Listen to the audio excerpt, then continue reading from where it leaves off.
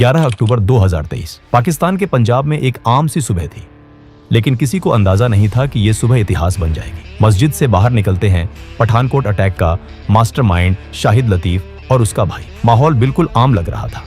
तभी अचानक बाइक पर सवार दो आदमी उनके सामने आकर रुकते हैं। बंदूकें तनी होती हैं। अगले कुछ सेकंड में जो होता है वो पूरे पाकिस्तान को हिलाकर रख देता है। जिस शख्स ने 2016 में भारत की धरती पर खून बहाया, जिसने पठानकोट एयरबेस पर हुए हमले की साजिश रची, आज वही शख्स अपने ही देश में मौत के सामने खड़ा था। शाहिद लतीफ सालों तक भारत की मोस्ट वांटेड लिस्ट में रहा, लेकिन पाकिस्तान में खुलेआम घूमता रहा। लेकिन 2023 में खेल बदल चुका था। अब तरीके बदले थे, रणनीति बदली थी और संदेश बिल्कुल साफ था, जो वार करेगा उसे जवाब मिलेगा। इस वीडियो में हम आपको बताएंगे शाहिद लतीफ की पूरी कहानी, उसके गुजरावाला से कश्मीर तक के सफर से लेकर पठानकोट हमले की प्लानिंग तक, और फिर वो खामोश ऑपरेशन जिसमें बिना सीमा पार किए भारत ने अपने सबसे बड़े दुश्मन को उसके ही घर में खत्म कर दिया। ये कहानी है बदले की, रणनीति की और नए भारत की। शाहिद लतीफ का जन्म पाकिस्तान के गुजरावाला शहर में हुआ था। उसके शुरुआती साल ज्यादा चर्चा में नहीं रहे, लेकिन 1990 के दशक की शुरुआत में, जब कश्मीर में हालात बेहद तनावपूर्ण हो चुके थे, उसी दौर में शाहिद लतीफ का नाम पहली बार सुरक्षा एजेंसियों के रिकॉर्ड में दर्ज हुआ। 1993 में शाहिद लतीफ ने कश्मीर घाटी में घुसपैठ की।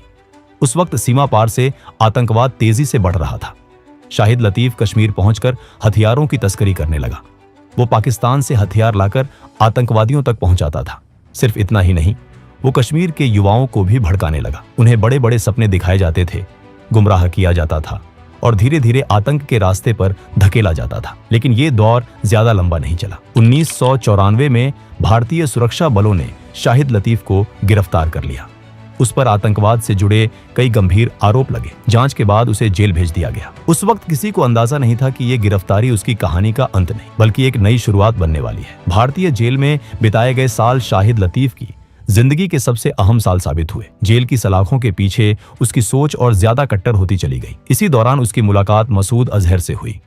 मसूद अजहर वही शख्स था जो बाद में जैश-ए-मोहम्मद नाम का खतरनाक आतंकी संगठन बनाने वाला था। जेल के अंदर दोनों के बीच नजदीकियां बढ़ी, घंटों बातचीत होती थी। यहीं से शाहिद लतीफ की आगे की राह तय होने लगी। जेल ने उसे सुधारा नहीं, बल्कि और ज्यादा खतरनाक बना दिया। 1999 में एक बड़ी घटना घटी। इंडियन एयरलाइंस की फ्लाइट IC-814 का अपहरण कर लिया गया। आतंकियों ने विमान को कंधार ले जाकर भारत सरकार पर दबाव बनाया। उनकी मांग साफ थी, मसूद अजहर और कुछ दूसरे आतंकियों को रिहा किया जाए। उस वक्त आतंकियों की जो सूची सामने आई, उसमें शाहिद लतीफ का नाम भी शामिल था, लेकिन भारत सरकार ने उसे छोड़ने से इनकार कर दिया। मसूद अजहर रिहा होकर पाकिस्तान चला गया, लेकिन शाहिद लतीफ जेल में ही रहा। करीब 16 साल तक वो भारतीय जेलों में बंद रहा। आखिरकार 2010 में सजा पूरी होने के बाद भारत सरकार ने उसे पाकिस्तान डिपोर्ट कर दिया। पाकिस्तान लौटते ही शाहिद लतीफ सीधे जैश-ए-मोहम्मद से जुड़ गया। अब वो सिर्फ एक आम सदस्य नहीं था। इतने सालों की जेल और मसूद अजहर के साथ जुड़ाव ने उसे संगठन में ऊंचा मुकाम दिला दिया। वो लॉन्चिंग कमांडर बन गया। लॉन्चिंग कमांडर का मतलब था आतंकियों की भर्ती करना, उन्हें ट्रेनिंग दिलवाना और फिर सीमा पार भारत भेजना। 31 दिसंबर 2015 की रात 4 आतंकवादी सीमा पार कर भारत में दाखिल होते हैं। अंधेरे का फायदा उठाकर ये चारों आतंकवादी एक गाड़ी को बंदूक की नोक पर कब्जे में लेते हैं। इसके बाद वो पठानकोट एयरबेस की तरफ बढ़ते हैं। चारों आतंकवादी रात के अंधेरे और चारों तरफ फैली घास का सहारा लेकर अंदर घुसने में कामयाब हो गए। माना जाता है कि उन्होंने 11 फीट ऊंची दीवार पर चढ़ने के लिए नायलॉन की रस्सियों का इस्तेमाल किया। अंदर घुसने के बाद वो घनी झाड़ियों में छिप गए।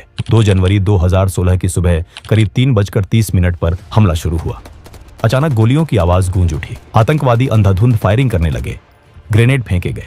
पूरा इलाका दहशत में आ गया। भारतीय सेना और आतंकवादियों के बीच ये लड़ाई करीब 80 घंटे तक चला। आखिरकार सभी आतंकवादी मारे गए, लेकिन इस ऑपरेशन में 7 भारतीय सुरक्षा कर्मियों ने अपनी जान गंवा दी। पूरा देश सन्न रह गया। जांच में साफ हुआ कि इस पूरे हमले के पीछे शाहिद लतीफ का दिमाग काम कर रहा था। वो आतंकियों को निर्देश दे रहा था। हथियारों की सप्लाई, रास्तों की जानकारी और हर कदम की प्लानिंग उसी के जरिए हुई थी। इस हमले के बाद भारत और पाकिस्तान के रिश्ते पूरी तरह बिगड़ गए। प्रधानमंत्री स्तर की बातचीत रुक गई। भरोसा पूरी तरह टूट चुका था। शाहिद लतीफ भारत की मोस्ट वांटेड लिस्ट में आ गया। 2022 में भारत सरकार ने उसे UAPA कानून के तहत आतंकवादी घोषित कर दिया, लेकिन इसके बावजूद वो पाकिस्तान में खुलेआम घूमता रहा। 2023 आते आते हालात बदलने लगे। भारत ने एक नई रणनीति पर काम शुरू किया। पाकिस्तान में छिपे आतंकवादियों को अब अननोन गनमैन के जरिए एक एक कर निशाना बनाया जाने लगा। दिल्ली से आदेश जाते थे और पाकिस्तान की जमीन पर बैठे आतंकी मारे जाते थे। पाकिस्तान में बैठे आतंकियों के बीच डर का माहौल बन गया था। जो लोग सालों से खुलेआम घूम रहे थे, अब वो डरने लगे थे। कई आतंकियों ने मदद के लिए आईएसआई का दरवाजा खटखटाया। इसके बाद आईएसआई भी एक्टिव हो गई थी और कुछ बड़े आतंकियों को सुरक्षा देना शुरू कर दिया गया। अब भारत का अगला टारगेट था शाहिद लतीफ, लेकिन यह टारगेट आसान नहीं था। शाहिद लतीफ सिर्फ जैश ए मोहम्मद का अहम सदस्य नहीं था, बल्कि आईएसआई की सुरक्षा में भी था। उसे मारना मतलब सीधे एक बड़े नेटवर्क को चुनौती देना। शाहिद लतीफ के हथियारों की सप्लाई का रास्ता भी आसान नहीं था। उसकी गन सप्लाई बांग्लादेश से आती थी। इस नेटवर्क का एक अहम नाम था मोहम्मद उमैर। मोहम्मद उमैर बांग्लादेश से पाकिस्तान में हथियारों की तस्करी करता था, लेकिन वो सीधे शाहिद लतीफ को गन सप्लाई नहीं करता था। मोहम्मद उमैर पहले पाकिस्तान के बड़े बड़े गैंगस्टरों को हथियार देता था। वही गैंगस्टर आगे शाहिद लतीफ तक ये गन पहुंचाते थे। जब भारतीय खुफिया एजेंसी रॉ को इस पूरे नेटवर्क की जानकारी मिली, तो उन्होंने सीधा हमला करने की बजाय दिमाग से काम लेने का फैसला किया। कुछ भारतीय एजेंट बांग्लादेश पहुंचे और मोहम्मद उमैर को पकड़ लिया गया। शुरुआत में उमैर डर गया, लेकिन फिर उसे एक ऑफर दिया गया। रॉ एजेंट ने उसे कहा कि अगर वो अपने कॉन्टैक्ट्स का इस्तेमाल करके शाहिद लतीफ की लोकेशन बता दे तो उसे बहुत सारा पैसा मिलेगा। मोहम्मद उमैर पैसों का लालची था। उसने ज्यादा सोच विचार नहीं किया और भारत की मदद करने के लिए तैयार हो गया। इसके बाद मोहम्मद उमैर ने अपनी पूरी ताकत झोंक दी। उसने पाकिस्तान के गैंगस्टरों से दोबारा संपर्क शुरू किया और किसी तरह शाहिद लतीफ की सही लोकेशन निकलवा ली। पता चला कि शाहिद लतीफ पाकिस्तान के पंजाब के दस्का इलाके में रह रहा था। ये इलाका सियालकोट के पास था और सुरक्षा के लिहाज से सेंसिटिव माना जाता था। मोहम्मद उमैर के लोग लगातार शाहिद लतीफ पर नजर रखने लगे। वो कब निकलता है, कहाँ जाता है, किसके साथ रहता है, हर छोटी बड़ी जानकारी इकट्ठा की जाने लगी। ये सारी खबरें धीरे धीरे रॉ तक पहुंचती रहीं।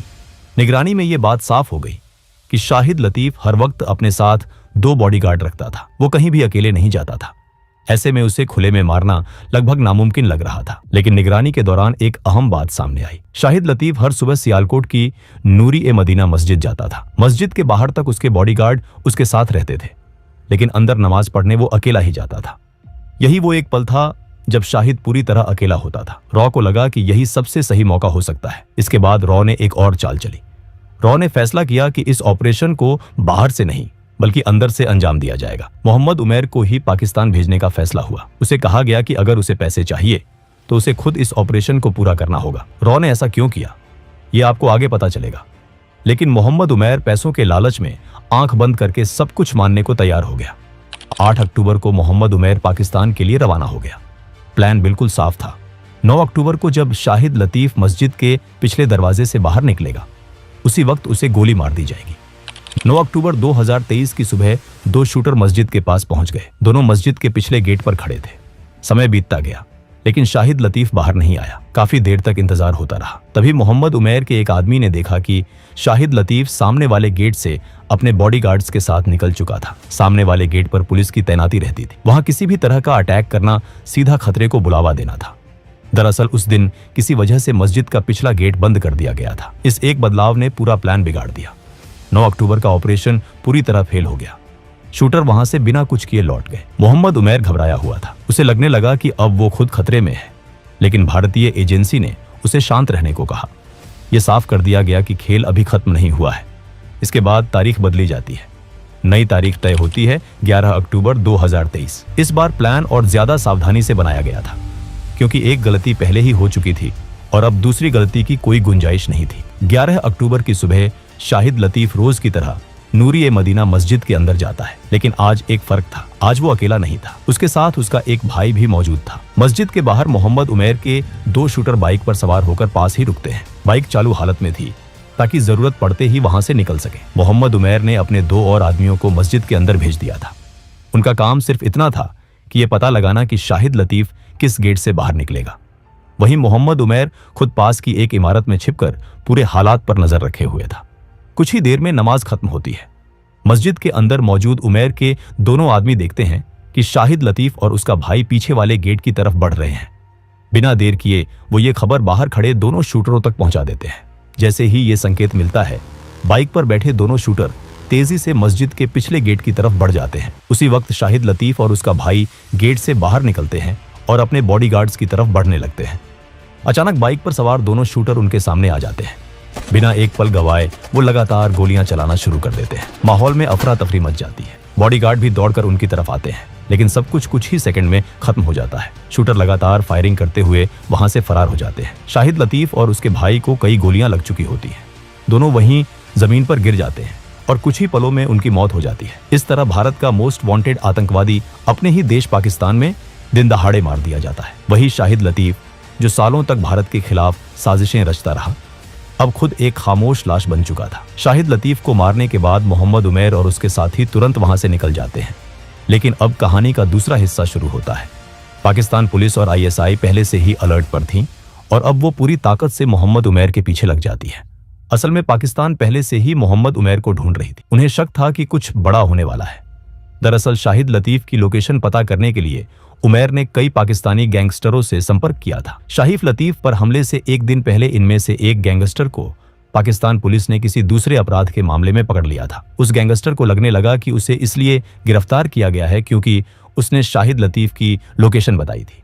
डर के मारे वो टूट जाता है और पुलिस को मोहम्मद उमैर के बारे में सब कुछ बता देता है। यहीं से पाकिस्तान पुलिस और आईएसआई को मोहम्मद उमैर की पूरी जानकारी मिल जाती है और वो उसके पीछे पड़ जाते हैं। शाहिद लतीफ की हत्या के बाद प्लान के मुताबिक मोहम्मद उमैर और उसके आदमी लाहौर एयरपोर्ट की तरफ बढ़ते हैं। रास्ते में वो सारी जानकारी रॉ तक पहुंचा देते हैं, लेकिन यहीं पर सबसे बड़ा ट्विस्ट आता है। रॉ जानबूझकर पाकिस्तान पुलिस को मोहम्मद उमैर की लोकेशन का इनपुट दे देता है। असल में भारत ने मोहम्मद उमैर को पाकिस्तान भेजा ही इसलिए था ताकि वो पकड़ा जाए। उमैर वही आदमी था जो हथियारों की सप्लाई करता था और उन्हीं हथियारों से भारत में आतंक फैलाया जाता था। इस तरह भारत ने एक ही तीर से दो निशाने साध लिए। एक तरफ शाहिद लतीफ मारा गया और दूसरी तरफ गन सप्लाई करने वाला नेटवर्क भी बेनकाब हो गया। मोहम्मद उमैर को लाहौर एयरपोर्ट से गिरफ्तार कर लिया जाता है। उसकी गिरफ्तारी पाकिस्तान के लिए भी एक बड़ा मामला बन जाती है। कुछ महीनों बाद पाकिस्तान एक बड़ा दावा करता है। पाकिस्तान के विदेश सचिव प्रेस कॉन्फ्रेंस करते हैं। दावा किया जाता है कि शाहिद लतीफ की हत्या के पीछे भारत की खुफिया एजेंसी रॉ का हाथ है। आरोप लगाया जाता है कि भारत ने मोहम्मद उमैर को हायर किया था। भारत इन आरोपों को खारिज कर देता है। कोई आधिकारिक जिम्मेदारी नहीं ली जाती, लेकिन संदेश साफ था। इस तरह बिना पाकिस्तान में घुसे भारत ने शाहिद लतीफ को मार दिया और पठानकोट हमले का बदला ले लिया। इस घटना के बाद पाकिस्तान को यह समझ आ गया कि अब हालात बदल चुके हैं। ये नया भारत है जो चुपचाप सहने वाला नहीं है, बल्कि जरूरत पड़ने पर दुश्मन को उसके ही घर में जवाब देना जानता है। दोस्तों, अगर वीडियो पसंद आया हो तो वीडियो को एक लाइक जरूर करें और चैनल को भी सब्सक्राइब जरूर करें। हम ऐसे ही वीडियो हर हफ्ते लाते रहेंगे। तब तक के लिए जय हिंद।